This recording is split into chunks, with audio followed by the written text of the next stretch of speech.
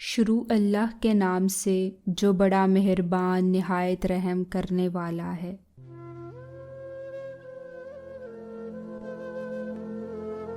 حضرت صالح علیہ السلام اللہ کی جانب سے بھیجے ہوئے نبی تھے۔ آپ علیہ السلام قوم سمود کی طرف بھیجے گئے۔ آپ نیک کاموں کی طرف بلاتے اور برے کاموں سے روکتے تھے۔ قوم سمود گناہوں میں مبتلا تھی اور یہ لوگ آپس میں ایک دوسرے پر ظلم کرتے تھے۔ صالح علیہ السلام نے اپنی قوم سے کہا کہ کیا تمہیں قوم دعا کے بارے میں معلوم نہیں ہے؟ ان کا انجام کس طرح عبرتناک ہوا اور اللہ نے کس طرح انہیں سزا دی۔ قوم سمود کا ایک خاص پیشہ بھیڑ بکریوں کی پرورش اور تجارت تھی۔ یہ قوم دولت سے مالا مال تھی اور جسمانی طور پر قوی بھی تھی۔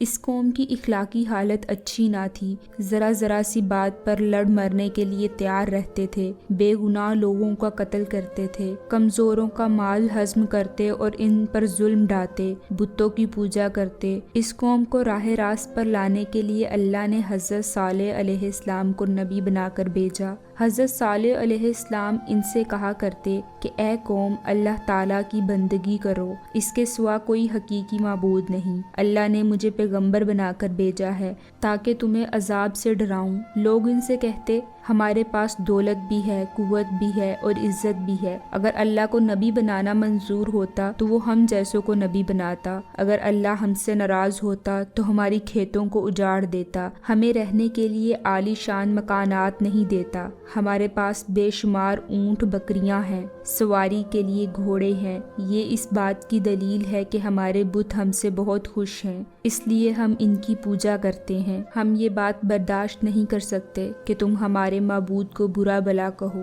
ہمیں ان کی پوجا سے روکو۔ ہم تو خوشحال ہیں، لیکن تمہاری بات ماننے والے مفلس اور غریب ہیں۔ تمہاری حالت بھی ایسی ہی ہے۔ اگر تم نبی ہو تو اس کی دلیل پیش کرو، کوئی معجزہ دکھاؤ، ہم دیکھنا چاہتے ہیں۔ حضرت صالح علیہ السلام ان کی اس قسم کی باتوں پر کہتے کہ تم ہی بتاؤ تم کیا معجزہ دیکھنا چاہتے ہو۔ پھر کافر آپس میں مشورہ کرنے لگے کہ ان سے کس قسم کا معجزہ طلب کرنا چاہیے۔ پھر سب نے اتفاق رائے سے کہا کہ تم ان پتھروں سے ایک اونٹنی پیدا کرو، اور اونٹنی بھی ایسی ہو کہ وہ ساتھ ساتھ بچہ بھی دے اور ہم اس کا دودھ بھی پئیں۔ حضرت صالح علیہ السلام نے اللہ سے دعا کی، جلد ہی دعا قبول ہوئی۔ پتھروں کے اندر سے ایک اونٹنی نمودار ہوئی۔ اونٹنی بہت خوبصورت تھی اور اس کے ظاہر ہونے کے بعد اس جگہ گھاس اگائی اور ایک پانی کا چشمہ بھی جاری ہو گیا۔ اونٹنی نے گھاس کھائی، چشمے سے پانی پیا اور اسی ساتھ کے اندر بچہ بھی جنا۔ اونٹنی دودھ بھی دینے لگی۔ کافروں نے جو معجزہ طلب کیا تھا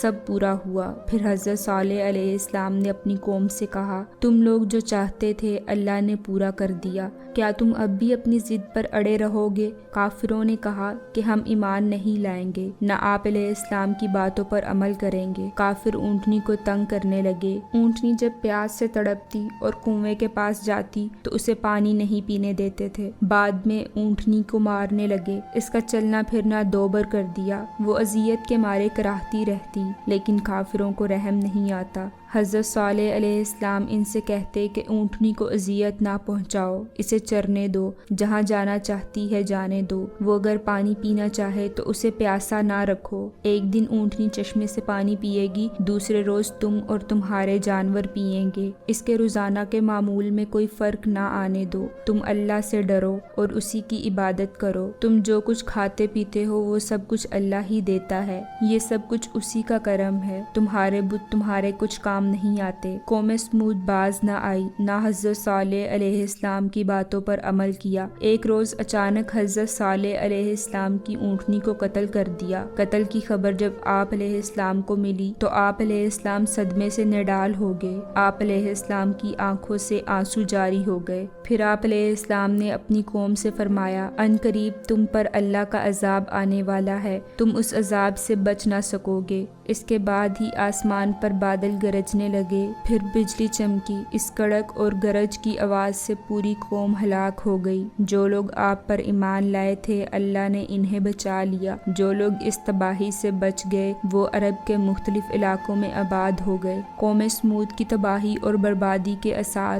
حجاز اور شام کے درمیان سمان عبرت کے نشانات چھوڑ گئے۔ غزوہ تبوک کے بعد جب اسلامی لشکر تباہ شدہ آبادی میں گزر رہا تھا تو انہیں پانی کی ضرورت پڑ گئی۔ وہاں پانی کا ایک کنواں دیکھا، لشکر نے آٹا گوندنے کے لیے پانی لیا تو آپ صلی اللہ علیہ وآلہ وسلم نے فرمایا کہ جس بستی میں اللہ نے اپنا عذاب نازل کیا اس جگہ کی کوئی چیز استعمال نہ کرو۔